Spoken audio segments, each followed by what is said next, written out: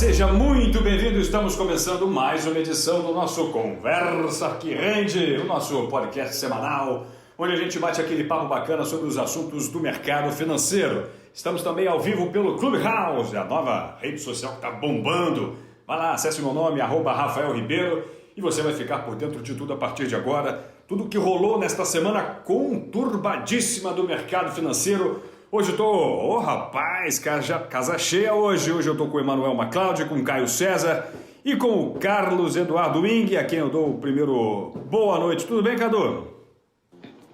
Boa noite, Rafa. Prazer estar aqui novamente essa semana, junto com o Emanuel, junto com o Caio e todo o pessoal que está acompanhando a gente. Bora! Tá daí, beleza, Manu? Tudo certo?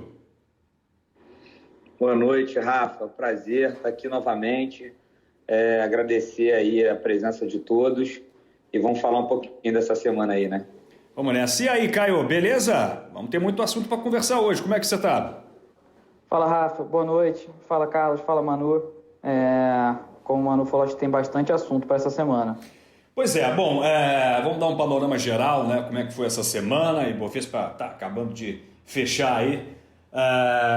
Bom, o Ibovespa recuou nessa sexta-feira, né? Começou a ter uma alta, mas teve uma bateria de resultados corporativos aí que rolou essa semana. Tivemos, além de Petrobras, tivemos Vale, tivemos muitas empresas, Localiza, enfim, muitas preocupações com o movimento dos títulos do Tesouro dos Estados Unidos, alguns receios fiscais e políticos aqui também no Brasil, e a Bolsa acabou embicando mais uma queda. Por volta ainda das 5h15, preciso dar uma atualizada aqui, a Ibovespa caía 1,76 a 110.285 pontos. O dólar fechou em alta de 1,67.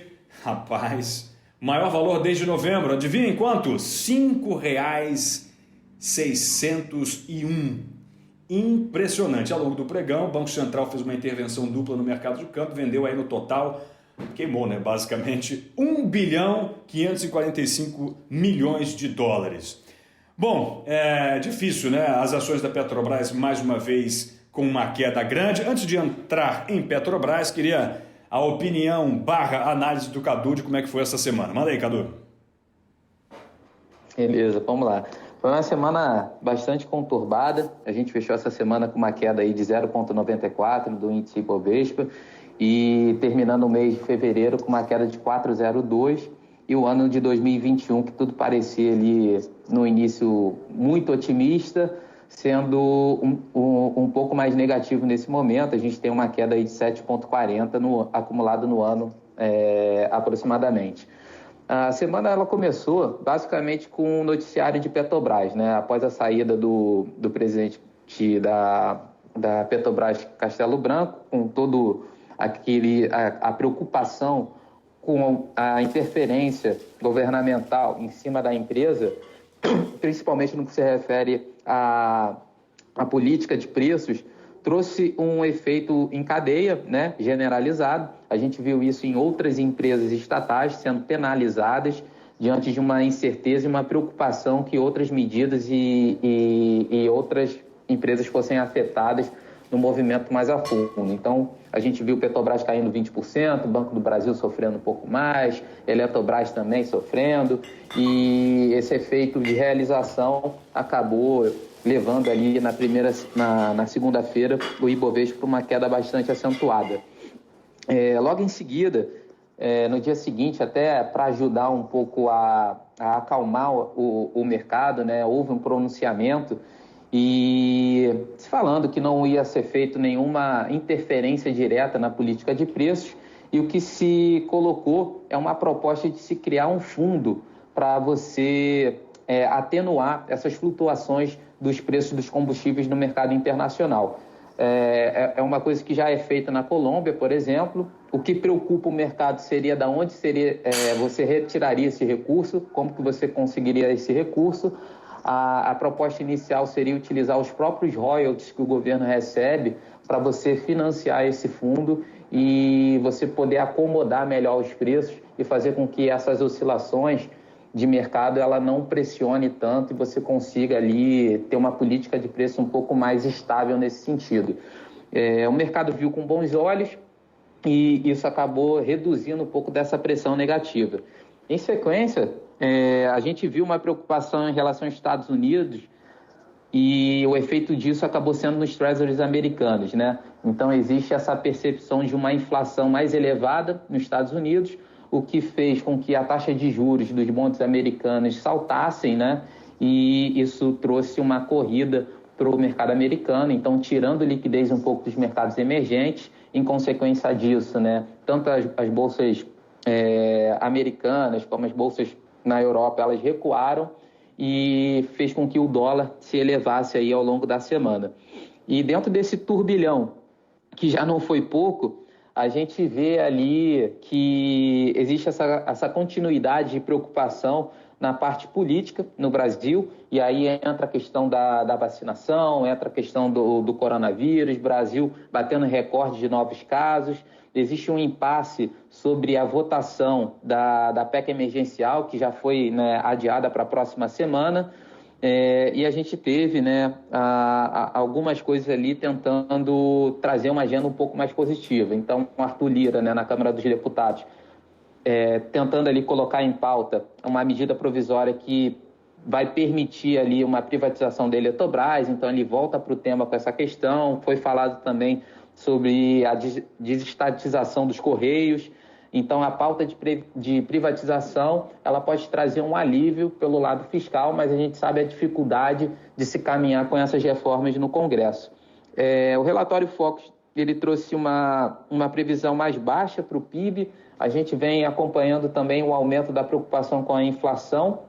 A gente teve os dados do IPCA 15 que veio em linha, saiu em 0,48. O IGPM ele já teve uma aceleração, veio um pouco acima, bateu ali em 2,53% em fevereiro, já vindo de uma alta de 2,58% em janeiro. É isso que eu ia falar, né? Está acelerando de uma maneira praticamente descontrolada, né? Porque são altas imensas e que estavam fora do radar, né? Impressionante.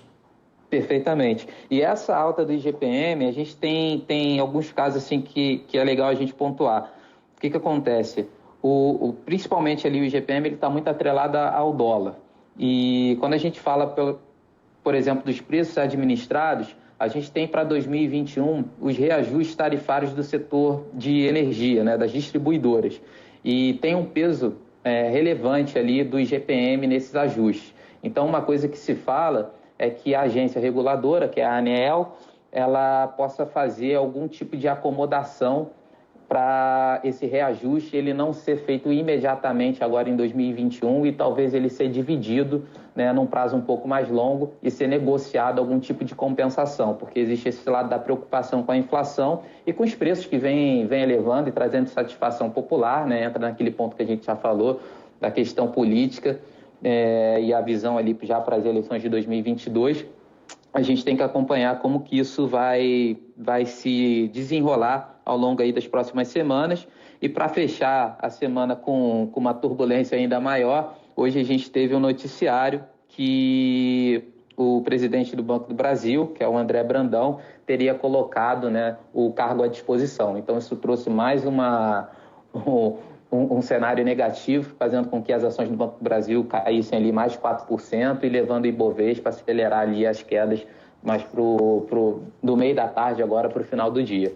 Para dar dados mais concretos aqui, Cadu, perdão por interrompê-lo, o Ibovespa caiu oficialmente 1,98, tá? 1,98, um tombo imenso. Banco do Brasil fechou a menos 4,91 e Petro fechou a menos 4,09. E na semana, Petrobras perdeu nada mais, nada menos que 18,80%. É uma queda vertiginosa.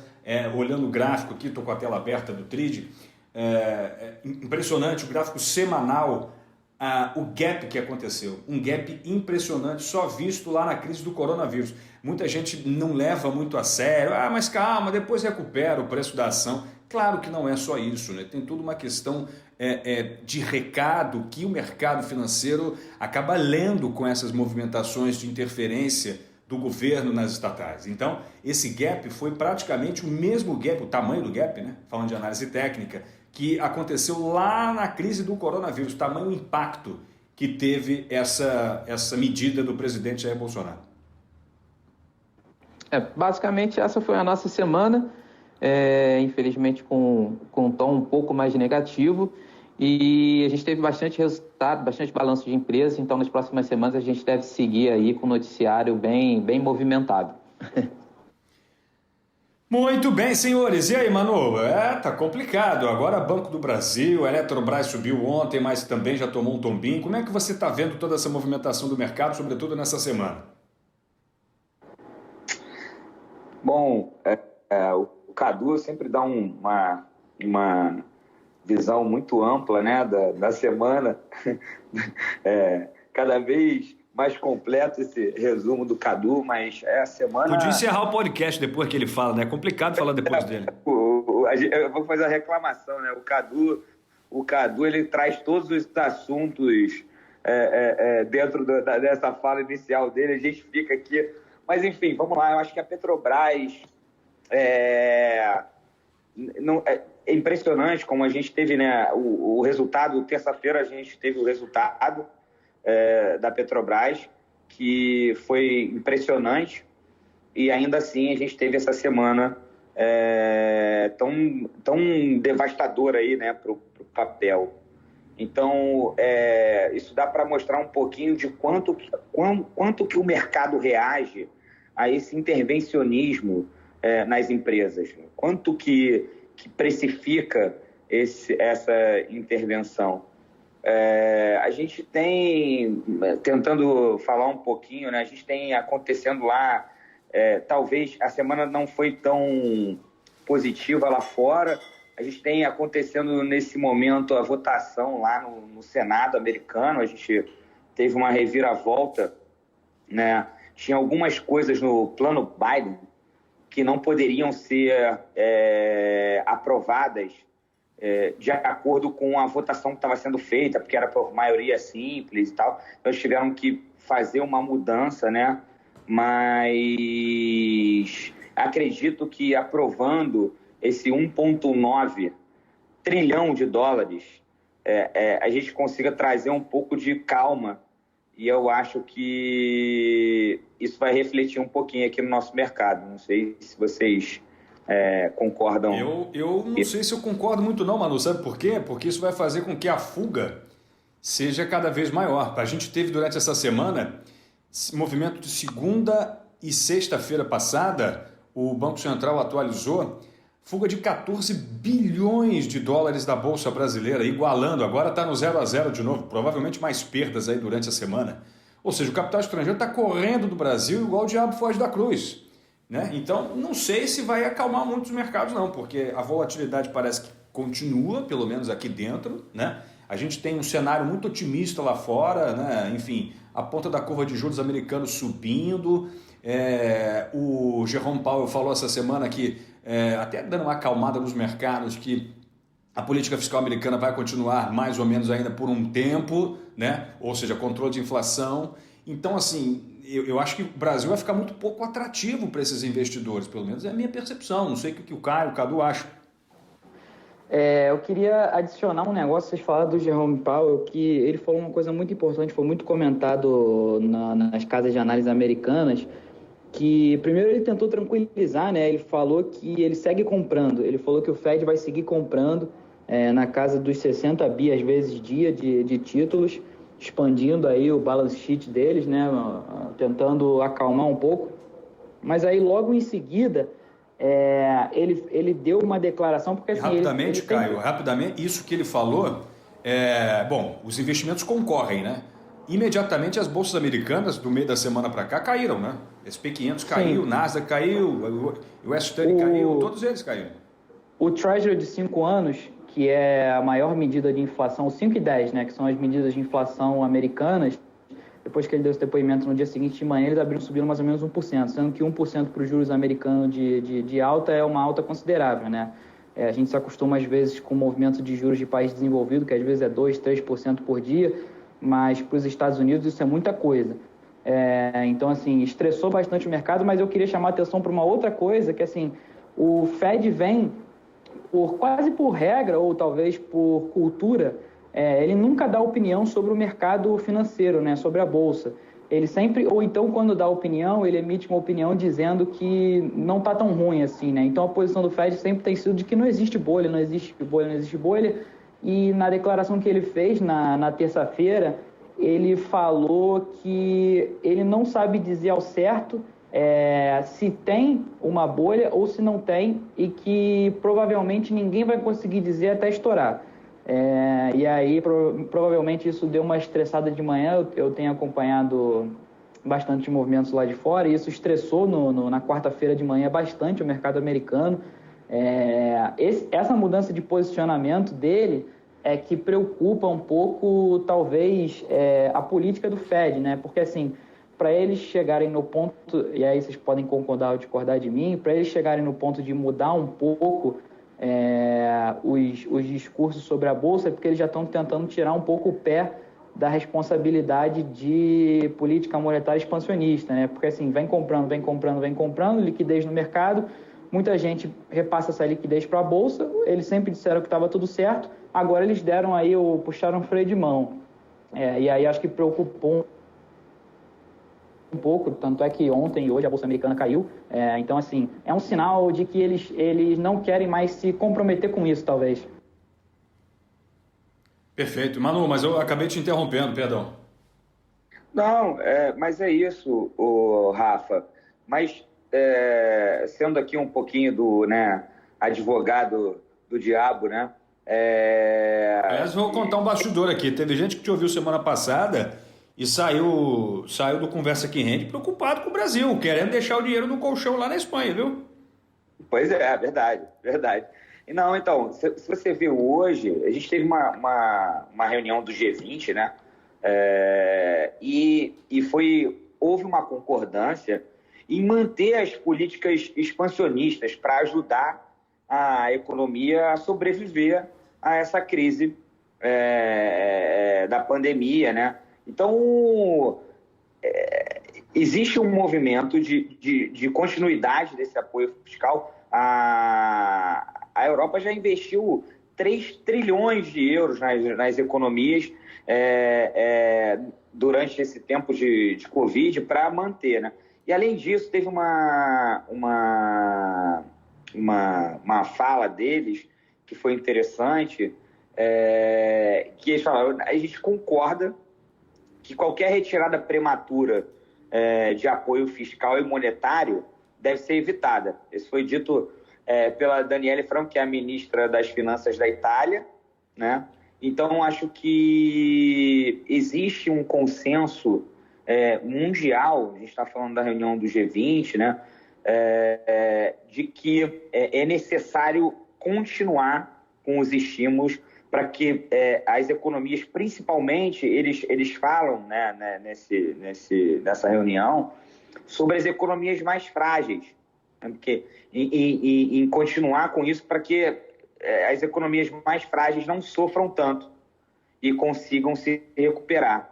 Então, eu vou ficar aqui no lado esperançoso de que a gente vai haver essa continuidade de incentivos para que a gente consiga voltar à normalidade com menos solavancos, vamos dizer, né? Com menos efeitos colaterais aí nas economias.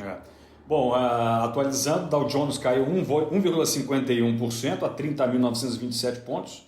O S&P 500 queda de 0,48% a 13.810 pontos. Só o Nasdaq subiu 0,56%. Cadu, uma pergunta que eu faço para você. Muita gente está preocupada com Petrobras, com os movimentos de queda da Bolsa Brasileira. Mas muita gente também enxerga oportunidades. Eu estava vendo o Luiz Barsi, né, o mega investidor da Bolsa, dizendo que se ele pudesse, se ele encontrasse o Bolsonaro na rua, ele ia dar um beijo e um abraço no Bolsonaro. Ou seja, por quê, né? Logicamente porque essas quedas oferecem boas oportunidades. Como é que o investidor precisa se posicionar, né? Será que ele precisa estar mais receoso ou é hora de passar o rodo na liquidação antecipada promovida aí pelo governo com essas interferências loucas? Então, eu acredito que cautela, ela é sempre prudente em todos os cenários. Seja um cenário Cancha de galinha muito também, minha otimista, avó falava, pelo menos. seja aquele cenário muito otimista, para que você também não deixe que a empolgação te leve ali a tomar posições muito alavancadas ou que não estejam de acordo com o seu perfil, e ao mesmo tempo que nos momentos negativos não bata aquele desespero e a pessoa se desfaça de bons ativos num preço ruim. Então, obviamente, isso oferece oportunidade, ele vai fazer parte do mercado. O que é fundamental é que a pessoa ela tenha, assim, consciência do perfil dela e que ela reequilibre a carteira nesses momentos. O que a gente costuma fazer dentro dessas carteiras? Obviamente, quando a gente vê uma realização em renda variável, né, a gente vê o mercado de ações caindo, essa parcela que faz parte da carteira do cliente, ela acaba reduzindo a participação. Então, se eu tinha lá, 30% em renda variável, quando o mercado cai, essa minha participação dentro do meu patrimônio ficou menor do que 30%. Ela reduziu ali para 25%, reduziu para 20%, dependendo da intensidade dessa queda. Nesses momentos, o que a gente faz? A gente vai rebalancear a carteira. A gente vai repor aquele percentual de participação. Então, a gente vai sacar ali alguma coisa que ele tinha em liquidez, em renda fixa, e a gente vai aportar mais em renda variável. A gente entende que essas oscilações elas são inerentes ao mercado, elas vão acontecer, mas o investimento em renda variável a gente tem sempre uma visão de médio e longo prazo. Então, a tendência é que esses momentos de maior oscilação eles vão ser ajustados mais à frente, e as boas empresas, os bons gestores de fundos, eles identificam essas oportunidades e você abre espaço para recuperar. Tem que ter um pouco de paciência, às vezes tem que ter um pouco de sangue frio. Normalmente o pessoal tem a tendência a fazer exatamente contrária, quando a bolsa está batendo 120, 125 mil pontos, que todo mundo quer comprar, e quando recua todo mundo fica com receio. Acho que não pode ir com muita sede ao pote, mas também não pode abrir mão de fazer esse balanceamento. É tirar um pouco o emocional da decisão e ir para um lado mais racional, com orientação, buscar orientação profissional e aproveitar esse movimento. Acho que equilíbrio, paciência são as palavras ali principais nessa tomada de decisão. Ou seja, Manu e Caio, não é para sair gastando dinheiro comprando tudo aí não, porque o negócio pode ficar mais feio ainda, hein? Acho que nunca é para sair gastando também, né? O Cadu falou bem. Eu acho que, assim, muitas vezes a gente acaba dando... A bolsa fica dando preço para risco o tempo inteiro, né? Então, tem pouco risco, tem pouco preço. Enfim, tem menos volatilidade, né? Que eu quero dizer. Tem mais risco, tem mais volatilidade. Se a pessoa entra num momento como esse, de muita volatilidade, ela tem que saber que a variação dos preços pode ser assim, um pouco maior do que ela está esperando, mas isso não necessariamente quer dizer que os preços vão ficar nesse patamar para sempre, né? Então, assim, eu acho que você ter um pouco de calma e principalmente você saber qual é o seu horizonte. Eu me lembro que a gente já conversou sobre isso nos podcasts, até o pessoal pode escutar. Não adianta você entrar na bolsa, você está tentando montar uma carteira de 20 anos e quando o papel cai 5, você quer sair. E também, assim, não adianta você querer fazer uma operação de curto prazo e aí o papel cai mais do que o que você projetou e você querer ficar para 20 anos. Então, a pessoa saber muito bem o que ela quer fazer, né? O que eu estou fazendo com essa carteira? Eu estou carregando ela para o longo prazo, eu estou fazendo algumas operações mais curtas, eu estou esperando um balanço para poder entrar ou sair, enfim... Acho que quando você mistura talvez as expectativas, você acaba se empolgando muito ou talvez você fica com medo, né? Então, você ter bem claro as suas expectativas também acrescenta bastante no que o Cadu falou. Eu acho que a gente analisar, né? Se a gente for analisar o Ibovespa com as bolsas mundiais, né? É incrível a gente constatar que nós temos o pior desempenho entre todas as bolsas, né? Como que a gente teve essa euforia dos IPOs que aconteceram nesse início de ano e aqui que está ligado isso, né? Eu queria trazer esse assunto para cá e perguntar, né, Rafa, se você me permite, A que vocês acham que está ligado isso, né? Por que o nosso desempenho? Porque com essa injeção de capital mundo afora, as bolsas vêm batendo recordes, vêm subindo no mundo inteiro, né? Não é à toa que a gente tem o nosso desempenho é aquém, né? Por que é aquém? Eu queria saber o que vocês acham, né? Eu vejo muito essa interferência política, mas o que cada um... Como que vocês veem isso? Eu vou falar primeiro porque eu sou o mais inexperiente de todos que estão aqui, né? Eu acho que é um risco sistêmico importante porque... Perdão, risco sistêmico não. Eu acho que é um risco importante que acontece no Brasil, toda essa confusão política que se estabelece, né? É muito atrativo para o investidor o Brasil, mas talvez não a Bolsa Brasileira, né? O Brasil foi o país que reinava-se os juros altíssimos, né? O Brasil era um país que há muito pouco tempo atrás tinha juros estratosféricos e inflação controlada, né? Ou seja, você tinha uma economia basicamente organizada, com baixa inflação, né? E juros na casa dos 15%, ou seja, todo mundo queria Brasil. Mas a Bolsa Brasileira, ela sofre, né? O Brasil hoje ele tem um problema, porque o Brasil hoje ele tem uma inflação por volta de 4% e a taxa de juros é 2%. Ou seja, não faz sentido investir em Brasil, né? Então, dentro desse cenário, trazendo para a Bolsa especificamente, eu acho que tudo isso acaba se refletindo, né? Então você tem um risco político imenso, né? Você tem ainda poucas, digamos, possibilidades de empresas com poucos setores variados. A gente está vendo, e aí você está falando dos IPOs, né? A gente está vendo bons IPOs, sobretudo nas empresas de commodities e de tecnologia, né? A gente teve o IPO recentemente da CSN, que foi muito bem na semana passada, ou essa semana, agora me confundo, mas tivemos aí as de tecnologia, as techs, Bemob, Mobile, todas elas subindo muito, né? Mais de quase 100%. Então, eu acho que essa combinação de fatores faz com que o Brasil acabe ficando por último na fila dos investimentos.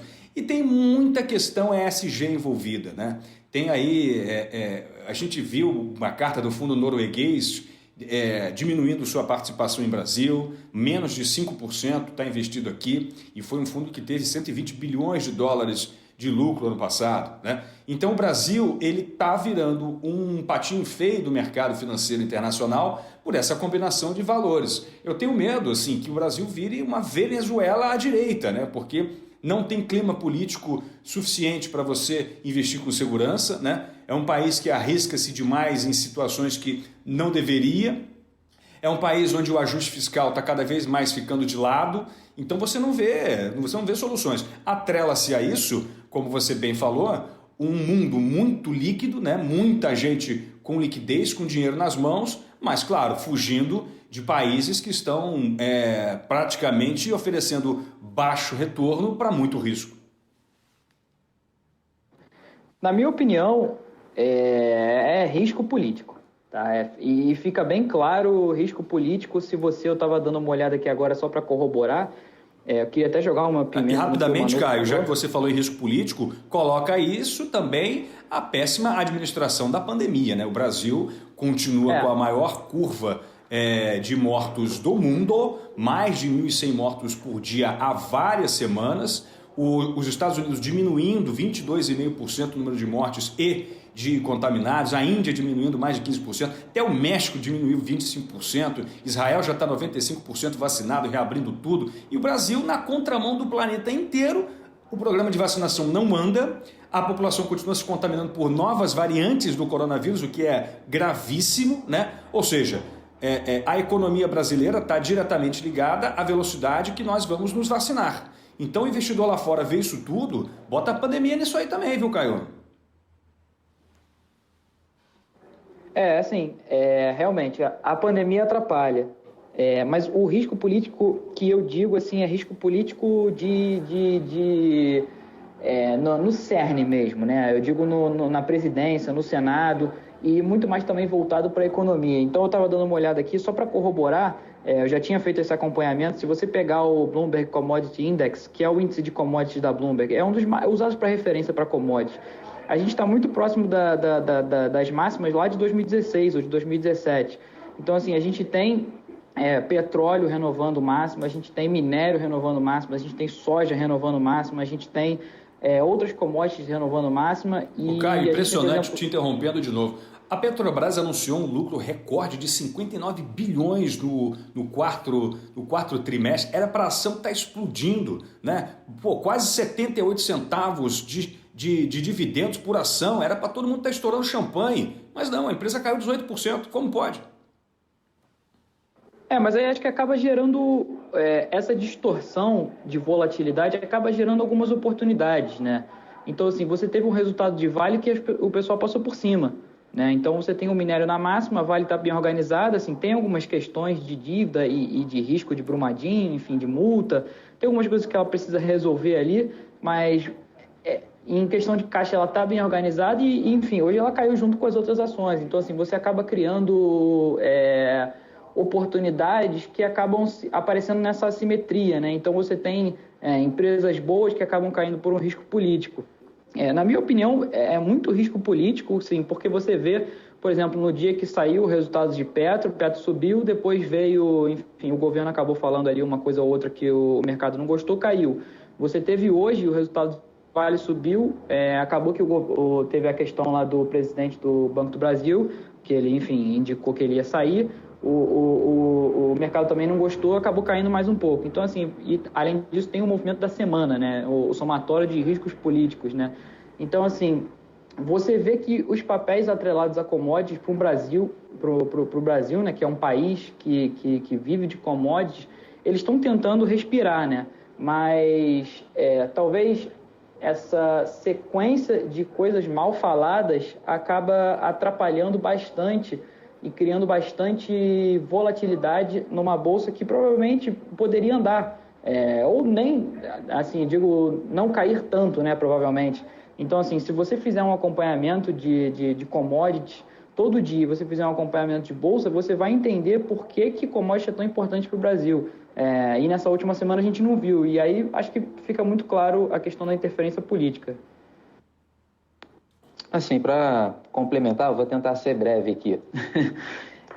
eu acho o seguinte, quando a gente fala de bolsa de valores, a gente está falando ali de Bovespa e tal, isso é muito diferente de eu falar de PIB, por exemplo, né, de crescimento econômico do país.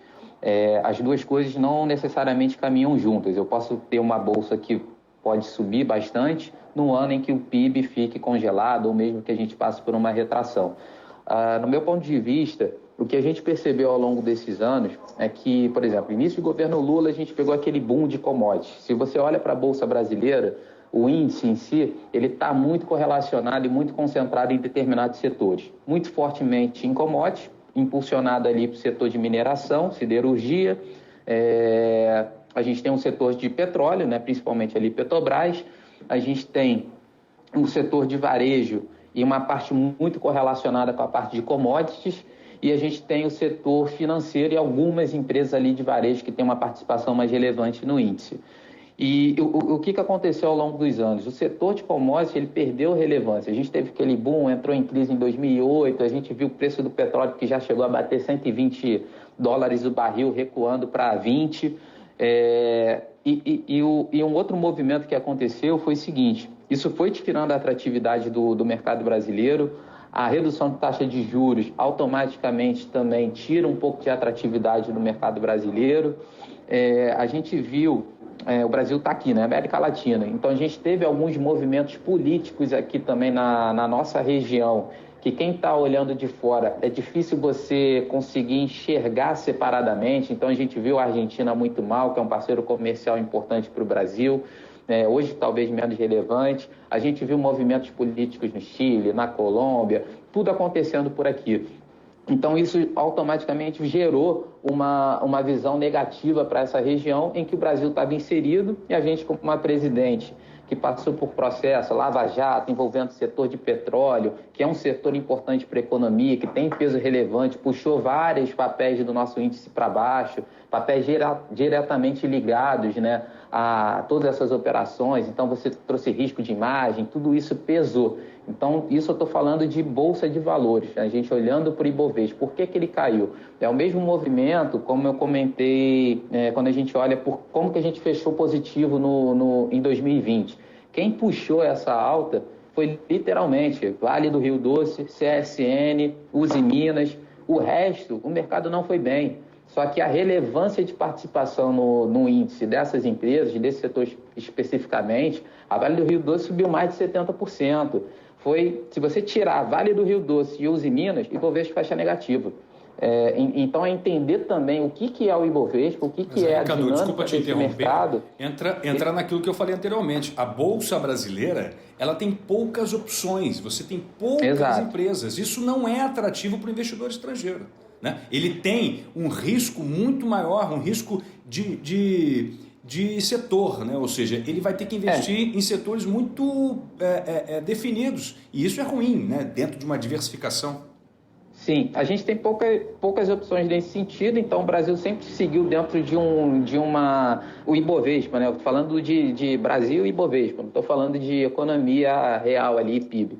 A gente sempre teve um ciclo muito ligado à commodity, né? Como o Caio bem mencionou. E um outro movimento que aconteceu foi o seguinte: a gente viu nos últimos anos uma migração, a indústria e tal foi perdendo relevância, serviço sempre teve participação grande, e o setor de tecnologia, né, o setor de, como você falou, ESG, ele passou a ser uma busca alternativa para os investidores, né? Passou a ser a queridinha do mercado. E quando você fala de Brasil, você não tinha muitas opções. E um outro movimento que já vinha acontecendo, a América Latina ela foi perdendo um pouquinho de relevância. Quando a gente fala de emergente, o mercado, com toda essa liquidez, ele migrou para um espaço geográfico específico. O dinheiro que normalmente às vezes vinha aqui para o Brasil, vinha para a México, ele passou a ir para a Ásia. Então, quem está sendo bem visto no mercado nos últimos 3, 4 anos está sendo os países ali da Ásia. É um mercado que está crescendo 7, 8, 9, 10% ao ano. Então, muito dos recursos que eram bem vistos aqui para o Brasil, ele migrou para esse outro setor. Então, acho que essa conjuntura de fatores é que levaram com que o nosso mercado não acompanhasse o desenvolvimento dos outros. E aí, obviamente, né, a gente tem as nossas questões particulares, políticas aqui, a gente teve o impeachment, uma eleição que foi conturbada, todos esses movimentos inesperados, né, pandemia, que impactou também, essas incertezas, elas automaticamente vão adicionando ainda mais pimenta nesse caldeirão que já não é muito simples. Muito bem, senhores. E aí, já estamos com 37 minutos de podcast. Acho que já podemos encerrar. Algo mais a acrescentar, Manu? Não, Rafa, acho que a gente conseguiu abordar esses assuntos principais dessa semana. Vamos ficar na torcida de que a gente consiga ter uma semana mais tranquila. A gente vai entrar aí no mês de março. Eu acredito que se a gente conseguir ter tranquilidade, a gente vai conseguir ter bons números, né? Porque se a gente for analisar os resultados, né? A gente está nesse período de divulgação de resultados, né? do último trimestre lá do ano, e eu acho que se a gente tiver mais tranquilidade, se a gente conseguir ter um pouco menos de intervenção, a gente consegue melhorar, né? Acho que o Ibovespa consegue pegar uma força. Enfim, eu tô tentando ser sempre aqui o mais